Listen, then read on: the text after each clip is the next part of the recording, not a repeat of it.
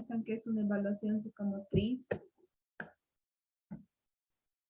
A ver, algunas ideas, por favor, enciendan el micrófono. ¿Qué creen que es evaluación psicomotriz?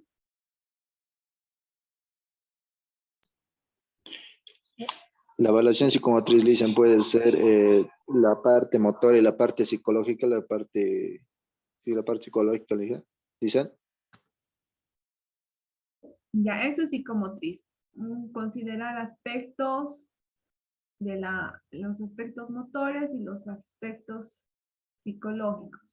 Ya, pero ¿qué es una evaluación? ¿Qué me pueden decir qué es una evaluación? Yo creo que es cuando se evalúa a los pacientes en ciertos parámetros para ver su funcionalidad. Ya, más o menos. ¿Qué más se les viene a la cabeza, chicos, con evaluación psicomotriz? Elise, también podría ser a evaluar el desarrollo del niño también, en qué situación está. ¿Podría ser también eso? Ya, está bien. Determinar en qué etapa de su desarrollo está muy bien. Pues, ¿qué ideas más? A ver, estamos bien, estamos yendo en buen camino. Por favor, a ver, ¿qué ideas más hay, chicos?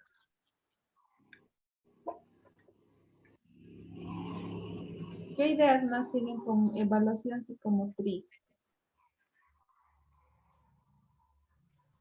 Evaluar el pensamiento y el conocimiento. Ya, va a evaluar parte de lo que es el pensamiento y la parte cognitiva. Elise, ¿Sí? Escucho, a ver, ¿qué más? evaluación más que todo Elise, en su pensamiento y conocimiento.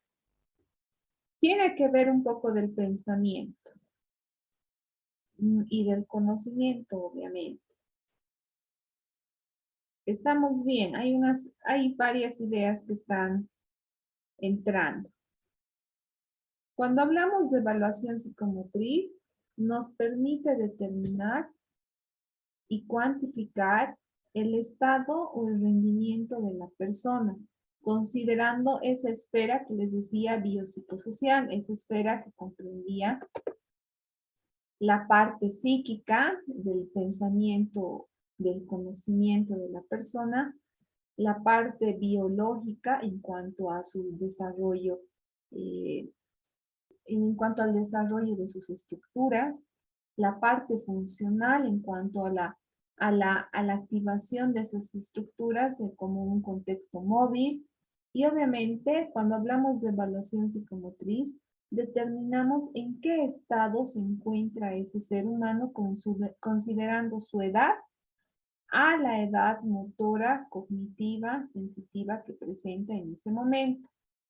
Cuando evaluamos, tratamos de determinar si existen habilidades desarrolladas en ese niño, si están aventajadas, si están a su edad o si tienen algún tipo de atraso. Estas habilidades que se van a evaluar son, como les estoy mostrando en la imagen, unas motoras, como ustedes están viendo, otras afectivas, que tienen que ver con el estado socioemocional del niño, y las cognitivas, que como decía su compañera, del conocimiento, ¿no es cierto? Que esperamos que ese niño pueda reproducir en función a su edad.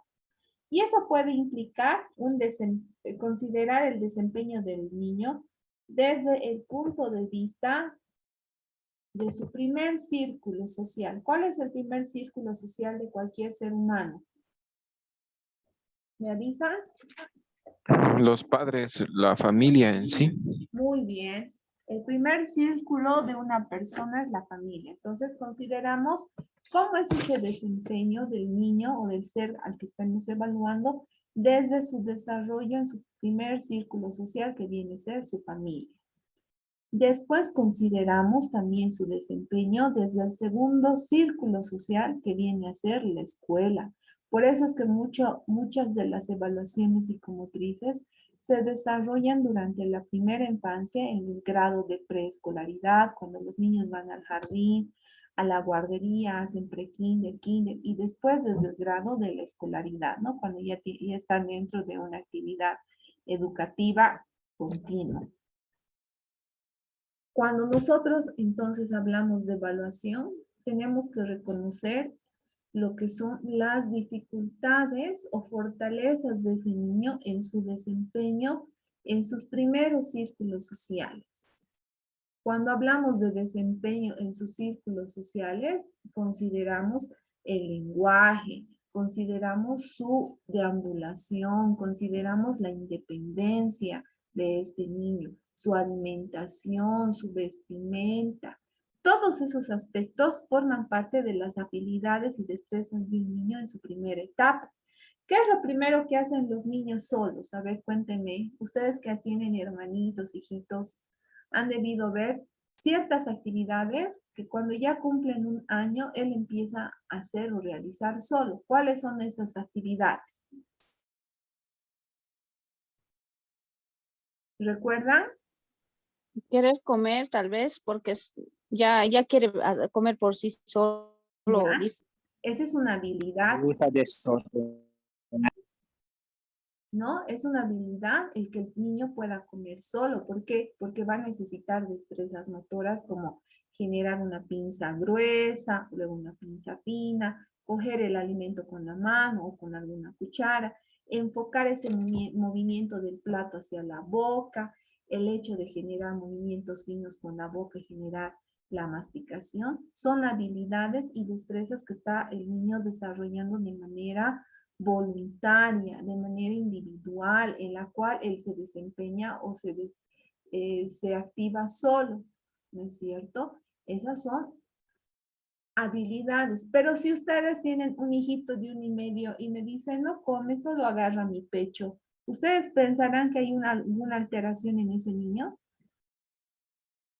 Ya tiene 1 año y medio mi guagua y no come nada, no conoce ninguna fruta, nada, solo agarra mi pecho. ¿Creen que ese niño está bien? ¿Que está sano? No, Lice, está retrasado tal vez en sus habilidades. Ya, definitivamente hay algún retraso. Puede existir algún retraso en lo que son alteraciones, más bien que tienen que ver con la parte orofacial y seguramente si vamos evaluando más a detalle, hay alteraciones en la parte motriz, en el desempeño de la independencia. Tal vez ese niño no habla, solo llora. Tal vez ese niño también está con algunas dificultades considerando su independencia en la marcha. No camina solo, sigue cargado de los brazos de su mamá. Entonces, cuando nosotros hacemos una evaluación psicomotriz, de manera minuciosa, tratamos de determinar qué dificultades está teniendo ese niño a la hora de su desempeño normal.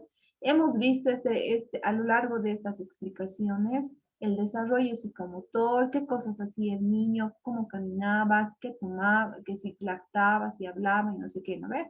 Entre comillas, hemos visto un desarrollo psicomotor normal.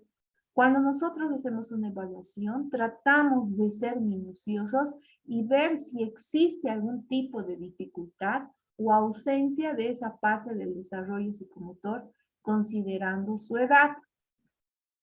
Pero ¿para qué nosotros hacemos una evaluación psicomotora? Claro, uno, determinar qué dificultades. Después, ¿para qué?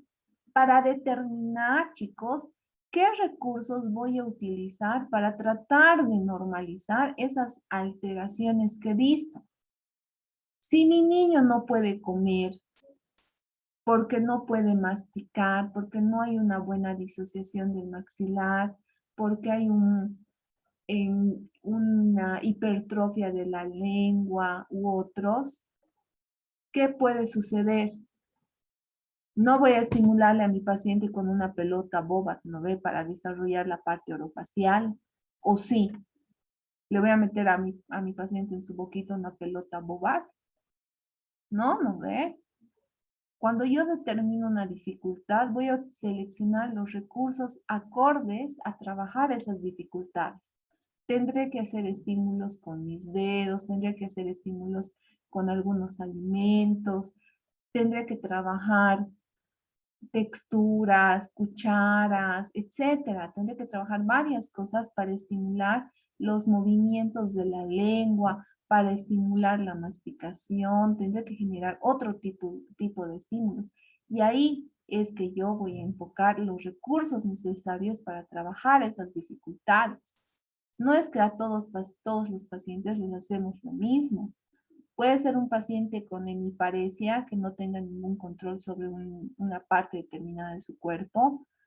Y yo no voy a usar para él la pelota boba que he usado con el otro niño. De repente voy a utilizar con este otro niño rodillos. Entonces, de acuerdo a sus dificultades y características en la evaluación, yo voy a determinar los recursos.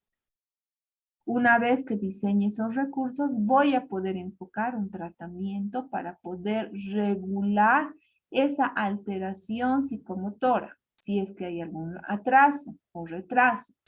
Ahora, en el caso de que yo quiera hacer lo contrario, si mi niño está con un buen desarrollo acorde a su edad, y lo que yo quiero es estimular ciertas actividades para que haya mejor cognición, lectura, marcha, no sé qué. Entonces también voy a poder enfocar un tratamiento en la estimulación. No se olviden, cuando hablamos de psicomotricidad hay dos términos importantes: estimular y neuroregular. Neuroregular cuando hay un retraso y estimular cuando mi niño está en aparente estado acorde a su edad y lo que quiero es mejorar ciertas condiciones para algún desempeño en específico. Para eso evaluamos, para determinar dificultades, organizar mis recursos y encaminar mi tratamiento, ya sea un tratamiento para neuroregular atrasos o para estimular y potenciar actividades o destrezas en mi niño. ¿Me estoy dejando comprender o hay alguna duda hasta el momento?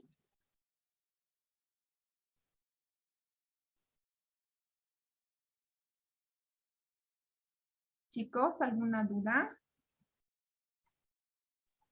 Elisa, ¿será que puedes repetir ese ultimito de los dos que dijo, por favor? Ya. Realizo una actividad psicomotora, una evaluación, para determinar en qué estado se encuentra mi niño.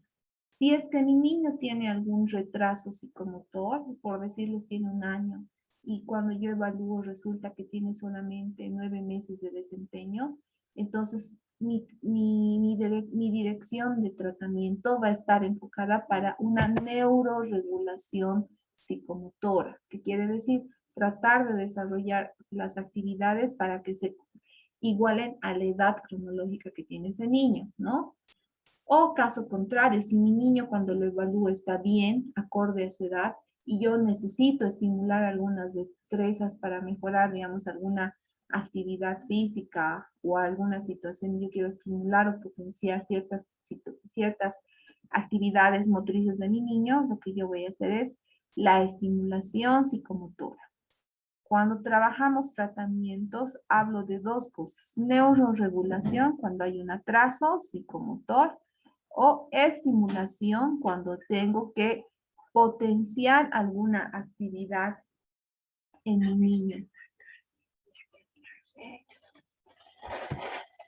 ¿Alguna otra duda?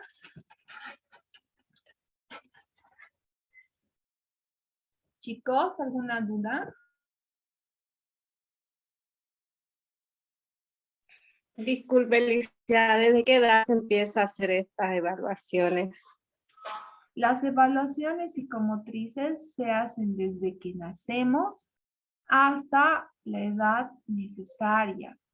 Puedo hacer evaluación psicomotriz hasta en mis adultos mayores para determinar si hay algunos aspectos psicomotores que debo mejorar o potenciar. Y en el caso de los niños es para ver que su desarrollo psicomotor sea regular.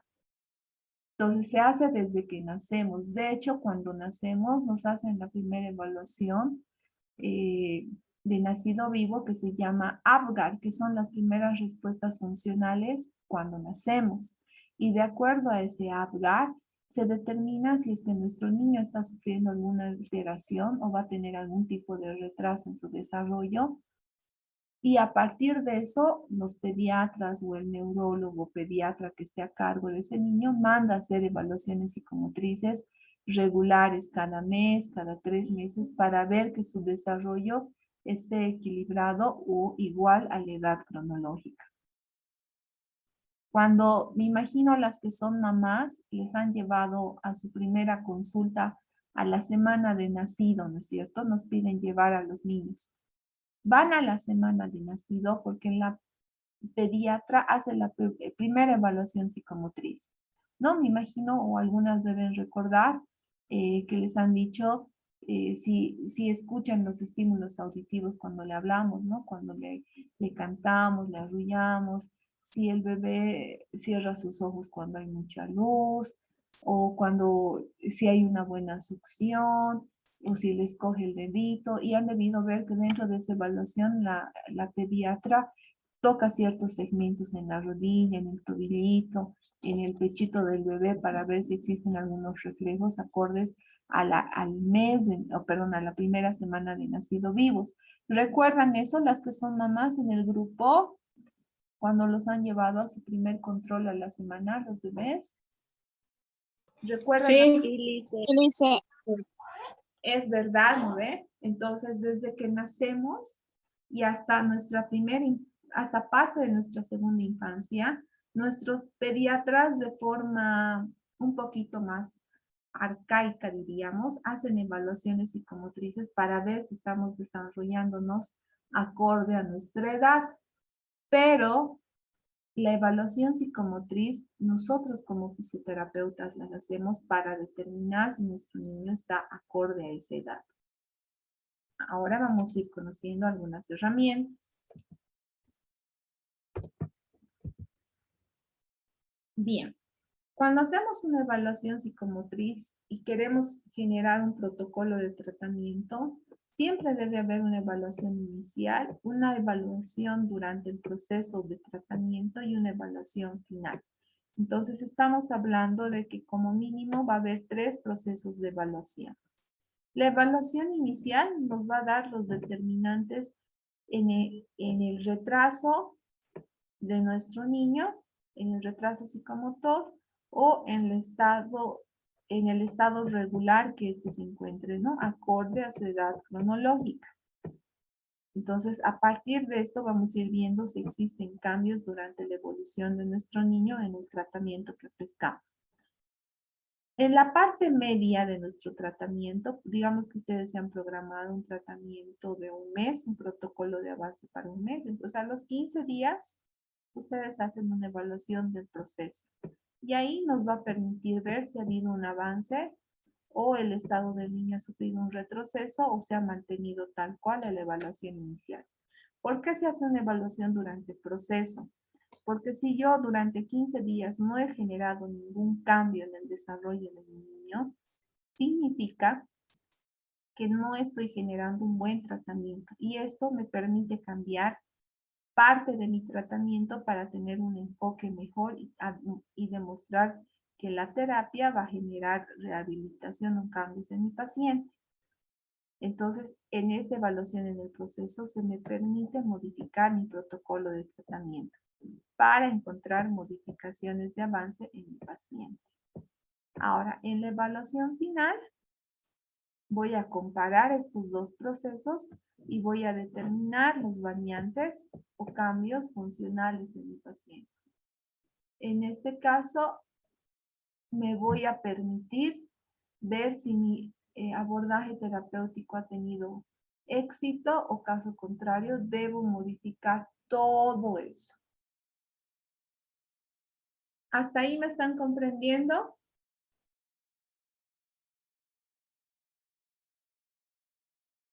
¿Alguna duda?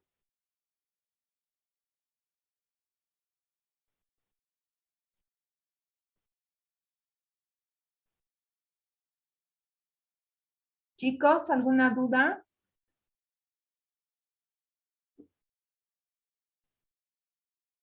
Bueno, si no hay dudas, voy a continuar.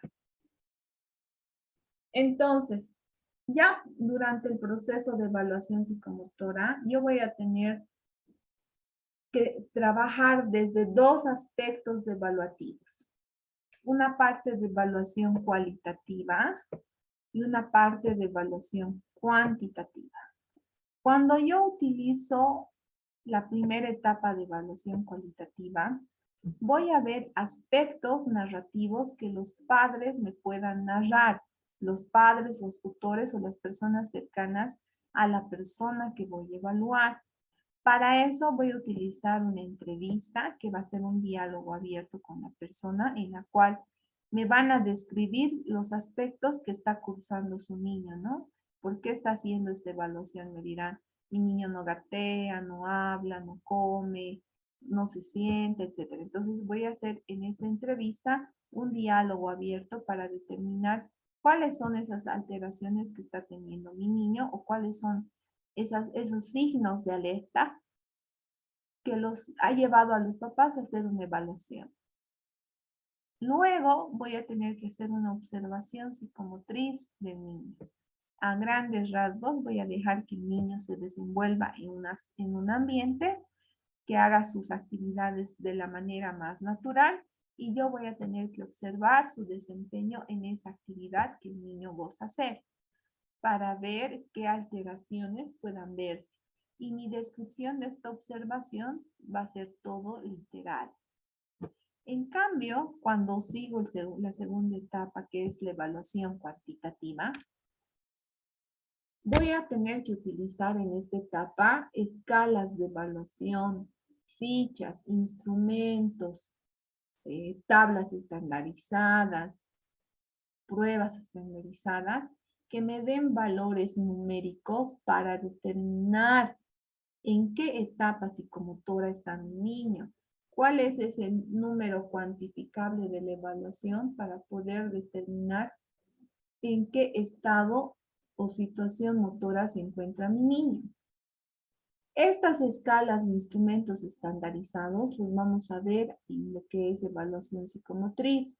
Así como sabemos hacer perimetría, plicometría u otras pruebas funcionales, en esta parte nosotros vamos a aprender a utilizar lo que son las baterías o escalas estandarizadas para valorar el desempeño de los niños.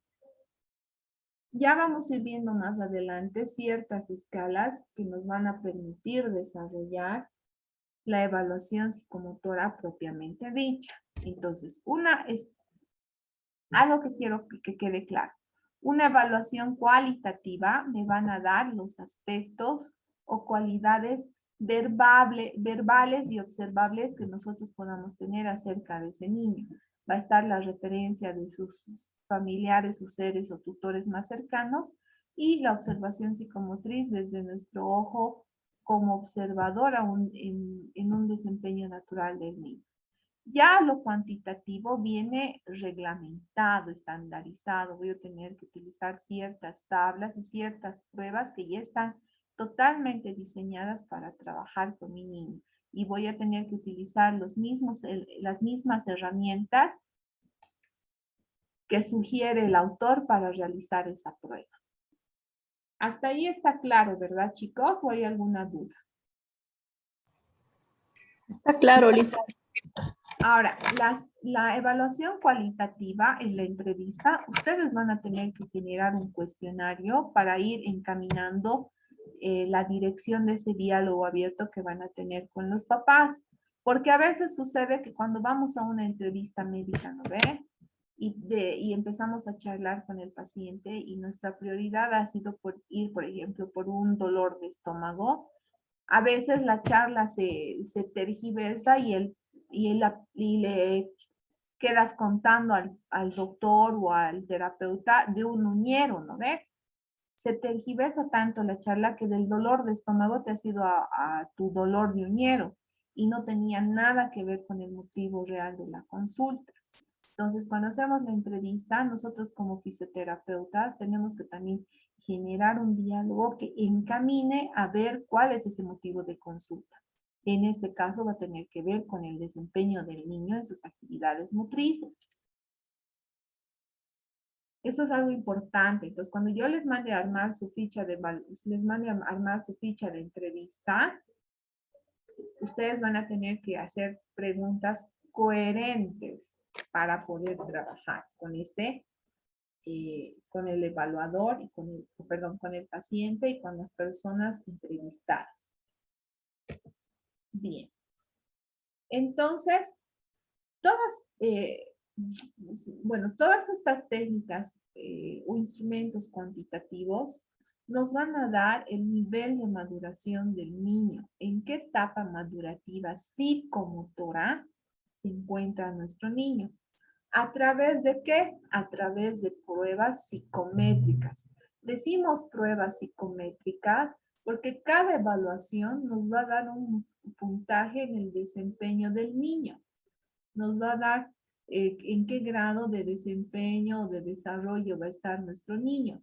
Puede ser que haya valores del 1 al 3, del 1 al 5, etcétera, que nos indique buen desarrollo, pésimo desarrollo o desarrollo óptimo, pero nos va a dar valores psicométricos medibles para poder comparar un antes y un después a la aplicación de terapias. ¿Hasta ahí alguna duda? Entonces, no se olviden que toda prueba de evaluación psicomotora incluye la globalidad y la especificidad. La globalidad, considerando a esta persona un ser biopsicosocial que tenga un proceso de cognición.